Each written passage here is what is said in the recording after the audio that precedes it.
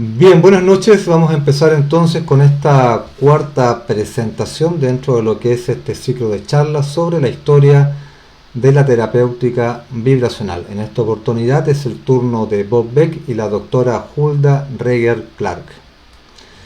Como siempre, antes de empezar, contarles que estas presentaciones se hacen dentro del marco del funcionamiento del Centro Terapéutico Holístico El Alquimista, que está ubicado en la ciudad de Arica, en calle San Marcos 525. Tiene su propia página web, la que ustedes ven ahí en la imagen en pantalla, www.alquimista.cl. En esta misma página web ustedes encontrarán bastante más información para que puedan ir complementando los antecedentes que van recibiendo en cada una de estas presentaciones.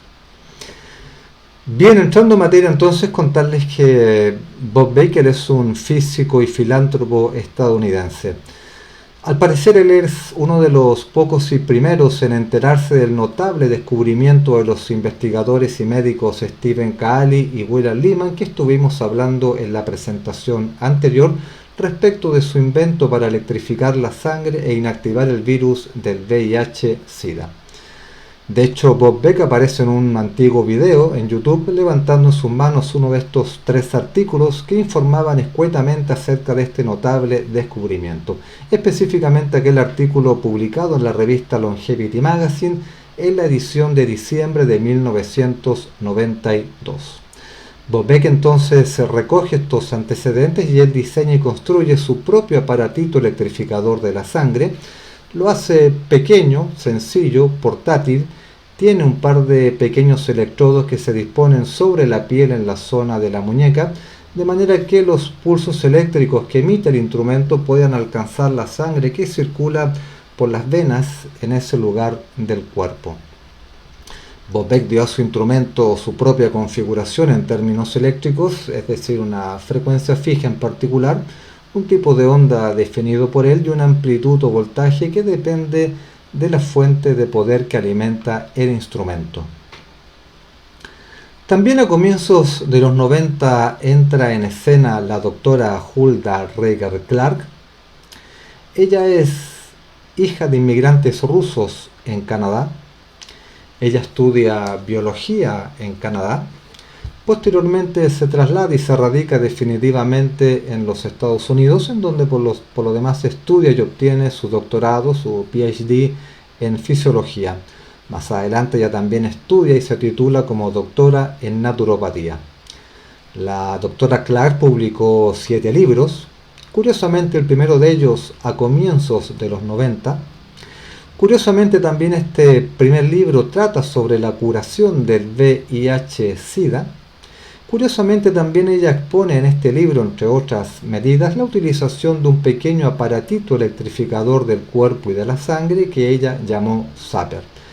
Tiene un par de electrodos que ella sugiere sobre la base de sus experiencias e investigaciones disponer sobre los pies del paciente.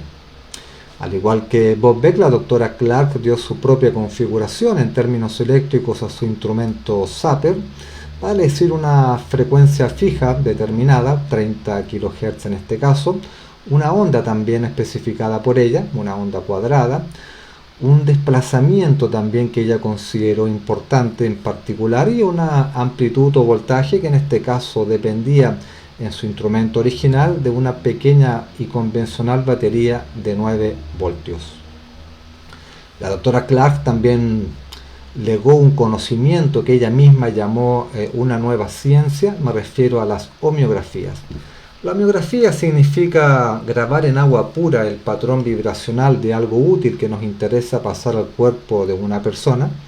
Por ejemplo, yo podría grabar en una botellita con agua pura el patrón vibracional de, de un hígado sano, de manera que un paciente afectado con alguna patología hepática, al tomar estas homeografías como gotitas debajo de la lengua, al mismo tiempo que está conectado al instrumento emisor, va a recibir entonces el beneficio de esta técnica terapéutica del ámbito vibracional llamada homeografía.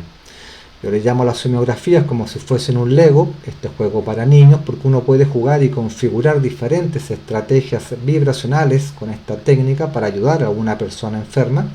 Por ejemplo, yo podría configurar estrategias detoxificadoras con las homeografías, de manera de poder soltar o eliminar toxinas que estén adheridas y afectando algún tejido u órgano en el cuerpo, como también es posible configurar estrategias inmunológicas con la técnica de las homeografías para poder apoyar tan importante sistema en el cuerpo de una persona, aspecto particularmente importante en pacientes oncológicos. La doctora Clark, al igual que casi todos, si no todos estos personajes que hemos estado conociendo en este ciclo de charlas, también fue criticada, denostada, atacada. Ella fue demandada y enjuiciada en más de una oportunidad en los Estados Unidos. Sin embargo, nunca pudieron encarcelarla. Ella fue siempre absuelta de todas sus causas. No obstante lo anterior, se le hace cuesta arriba seguir ejerciendo sus consejos de salud en los Estados Unidos, así que corta por Lozano y se traslada a la fronteriza ciudad mexicana de Tijuana, en donde monta un pequeño establecimiento, una pequeña clínica, en donde continuó hasta el momento de su muerte en el 2009, entregando sus consejos de salud a innumerables personas que accedían a ella. Cabe mencionar que de los 7 libros publicados por la doctora Clark, 4 de ellos, o 4 y medio en realidad, tienen relación con la curación y la prevención de todos los cánceres. Y para terminar de revisar a los principales personajes que contribuyeron con la historia de la terapéutica vibracional, rápidamente contarles de el doctor Albert Abrams. Él es un médico cirujano estadounidense quien desde comienzos del siglo XX y hasta la década del 20 desarrolló la técnica de la radiónica. Sus 2 instrumentos más conocidos fueron el dinamizador y el osciloplasto. El primero para afinar la puntería en relación con lo que estaba sucediendo en el cuerpo del paciente, y el segundo para dar terapia. También Ruth Bader Brown, ella es una proponente de la radiónica en los Estados Unidos también, aunque con posterioridad al doctor Albert Abrams. Ella diseñó y desarrolló aparatos radiónicos aún más sofisticados que los del doctor Albert Abrams. Ella fue encarcelada en 2 oportunidades, incluso la segunda de ella, junto con sus 2 hijos, y todo por ayudar a mucha gente con una diversidad de enfermedades con esta técnica terapéutica holística no tóxica ni invasiva. Dincha Gadiali es un personaje inventor de origen indio radicado en los Estados Unidos. Él en la década del 50 desarrolló su instrumento emisor espectrocromo, cuyas emisiones estaban dentro de las longitudes de onda de los diferentes colores. Él es la única persona de quien tengo registro anterior a la doctora Hulda Clark, quien grabó patrones vibracionales en agua pura, pensando en complementar la terapéutica de su instrumento emisor espectrocromo con la ingestión de estas entonces gotitas de agua que tenían grabados los patrones vibracionales dados con su propio instrumento.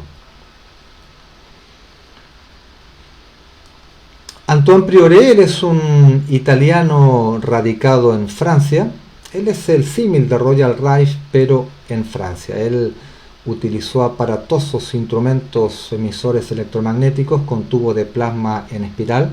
Él además usó altísimas frecuencias, incluso en el rango de los gigahertz. Él, al igual que el Royal Rife, pudo curar el cáncer en animales de laboratorio con una altísima eficacia.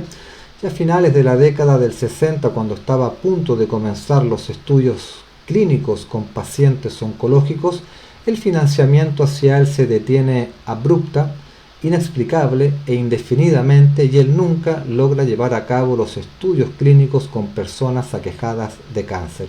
Priore fallece finalmente en 1983.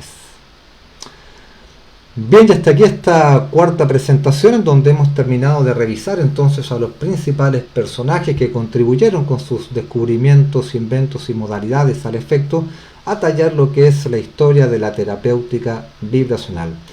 El próximo día domingo 30 de enero vamos a estar revisando algunas publicaciones técnico-científicas que han venido apareciendo en los últimos 15 a 20 años y que vienen a reforzar todavía más la potencia y la eficacia que esta técnica terapéutica no convencional, no tóxica ni invasiva puede llegar a tener y en enfermedades tan importantes como el cáncer. Recuerden que estas presentaciones, además como video, quedan colgados en el perfil de Facebook para que cualquiera pueda verlos en el momento que estimen convenientes.